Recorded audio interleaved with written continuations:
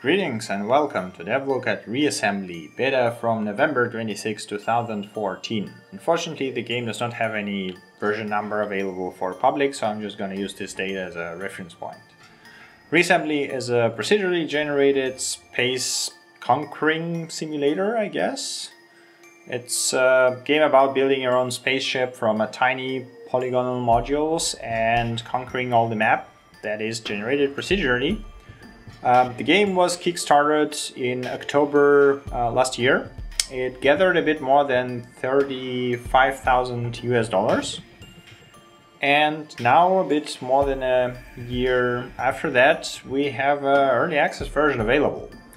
And this game actually has a release date, which is February next year, which is in a short 3 months to polish it up and release it.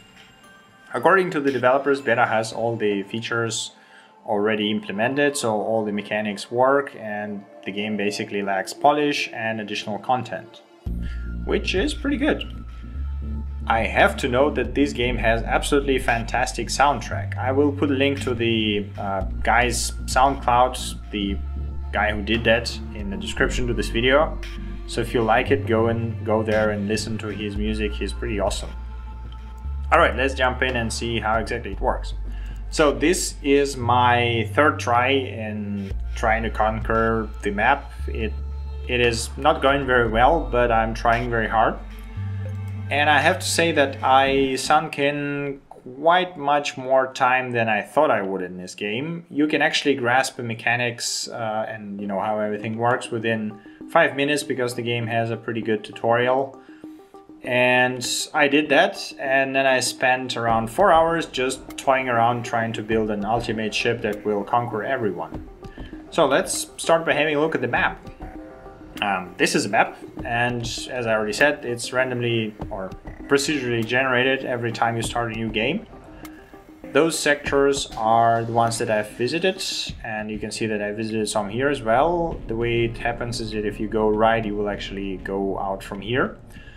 And that was a dreadful mistake because I get probably murdered there because there's no stations available that can support me. So those green rectangles, I don't know, is it rectangle? Roams maybe? Those green ones are the stations that are friendly to me. And as you can see, there's quite a lot of them. And the blue ones are inactive stations that I can activate if I approach them. We can go and try to activate that one. So the color of the map actually depicts the faction that owns this place. So as you can see, this is owned by green guys, and there is a lot of them, and they love rockets. So we have to be careful there.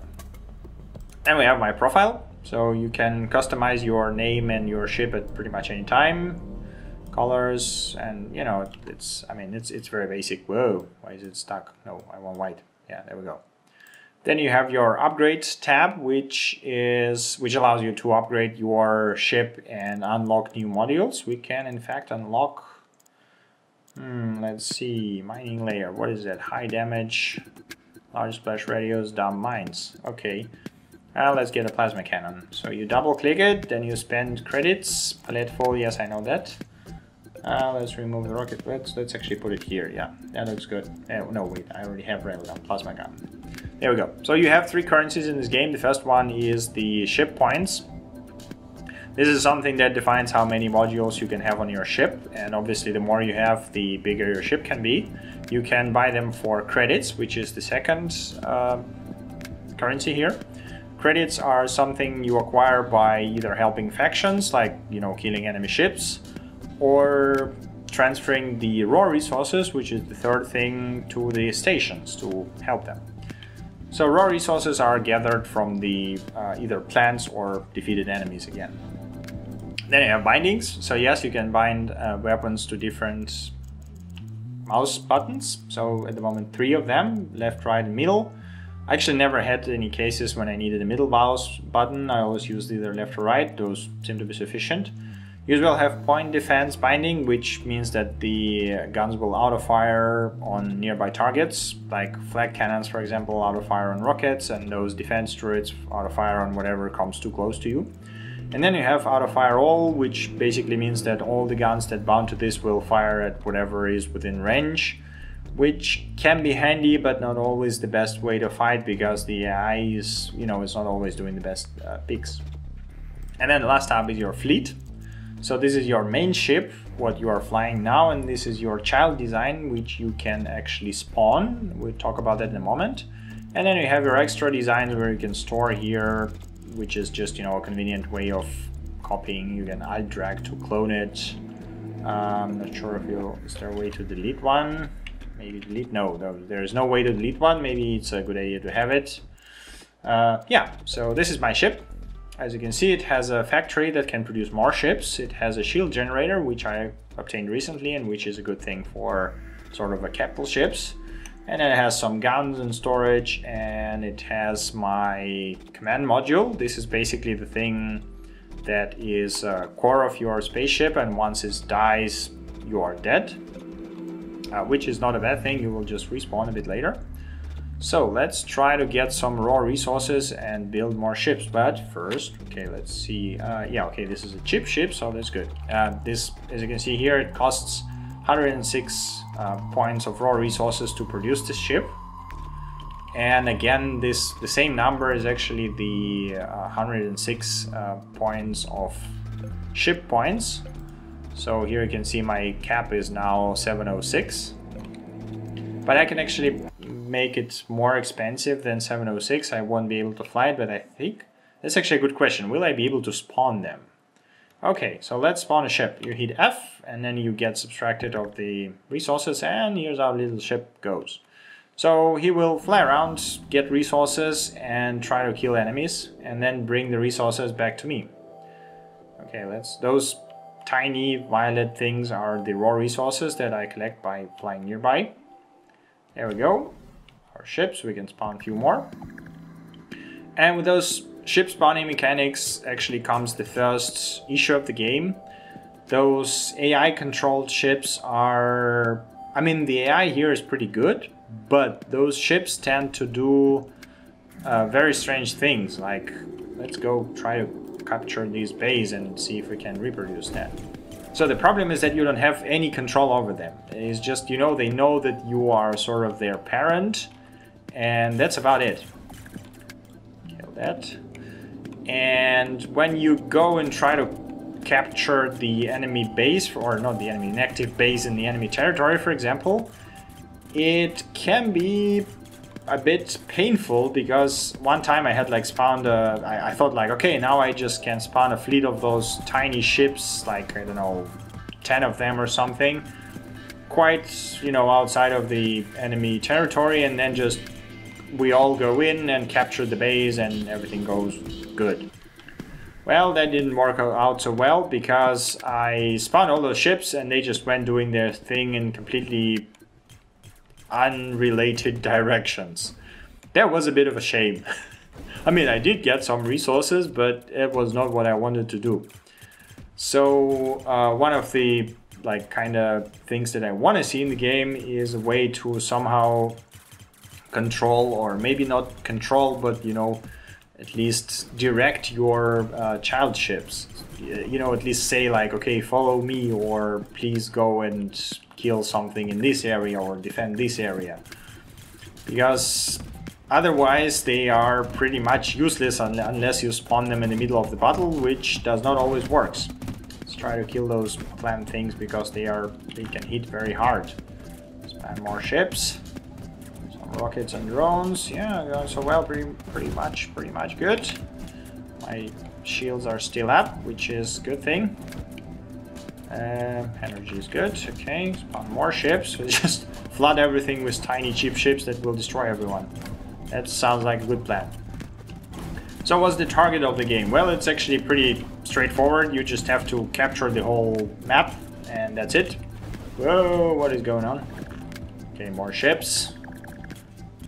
It just keeps spitting out these tiny ships that destroy everything. Okay. I saw this was actually the enemy core thing, or whatever it's called. I'm not even sure. So if you destroy the core, you will get bonus, and it will lessen the presence of the enemy in the area. So we try to hit through this. With my guns is not exactly the easiest task, but it's working. But let's talk now about the target of the game. Yeah, as I said, it's just to conquer the whole sort of a map. And for some people that would be not enough, you know, some people would want quests or whatever, but there's nothing here. It's a very minimalistic game. All it has is your ship editor, your enemies, your faction that is sometimes helping you, space stations, and then the map conquering. That's about it. So if you're looking for anything more complicated, you are not gonna find it here. And that's not necessarily a bad thing. I would actually say that this is a good thing, because the game, or actually the developers... Whoa, I'm getting destroyed here. Not good. And I'm dead. Okay, that did not go well. As I was saying, this is actually a good thing, because the developers can focus on the core mechanics and, you know, do not get distracted by all the other things. Maybe they will add some additional things after release, but at the moment they just polish up the game and make it very, very, I don't know. I mean, it's already good. I don't even know. So, you know, less buggy, let's say so, because there are some issues right now with performance, and there are some problems with, what was it? I had some issues with, I think it was sound. I had some glitches.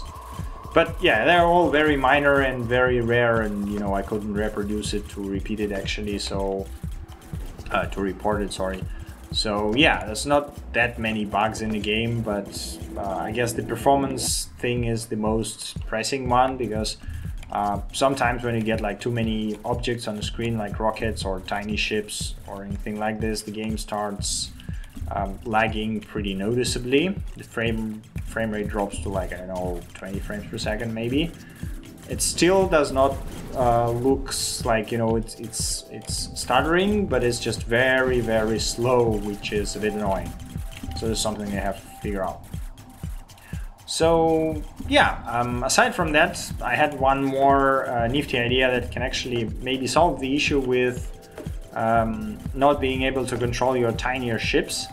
So the thing is that when you spawn the ships and when you encounter other ships of your faction in space, you can't really interact with them in any way. So you can't control them, you can ask them for anything, you can tell them anything, or you cannot do anything to them.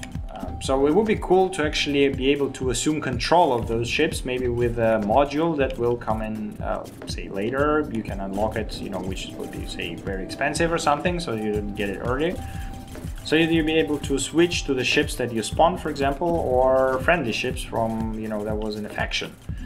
In that way, you basically can, say, leave your capital ship a bit outside, take control of tiny ship, rush it into the enemy lines, then switch back to capital ship and repeat it with other ships, like other spawned tiny ships, which I think would be pretty cool mechanic. I'm not sure how implementable this is, because I don't know how the code is written, but I think it would be cool if something like this can be in the game. And as well, it would be cool to, you know, assume control of the friendly ships, just to basically copy a design into your fleet palette, because there are sometimes very interesting look ships.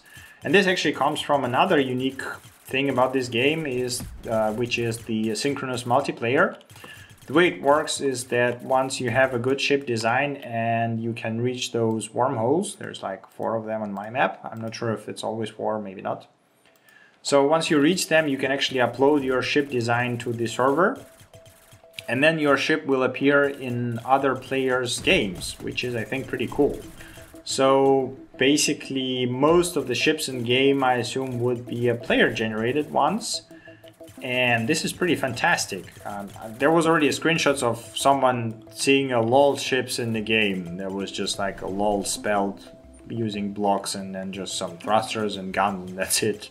Which is pretty ridiculous in itself. But still pretty cool, you know, having those kind of competing with other players on whose ship is best and, you know, whose fraction will win. And I think the developers promised like leaderboards for that stuff to see how your ship is doing, and ability to modify it and stuff like this. It's pretty cool. So yeah, I guess that's about it. Can I activate it before dying? Can I activate it before dying? Please, please, please. Yes! Nice. Okay, so I just activated the station, which will start rebuilding itself. And luckily for me, stations are not destructible. So it will not be destroyed immediately, but I will probably be because of all those crazy rockets around. Yes, that did not go well for me. Station is probably going to be poked around very much. Let's spawn some ships and let's get a bit away from there. Try to destroy those rocket launchers. So, I was saying, get distracted a lot in this game. So the game is currently available on Steam Early Access for $30 or your original equivalent, which is quite a lot. In fact, it's almost, it's more than double actually from the release price.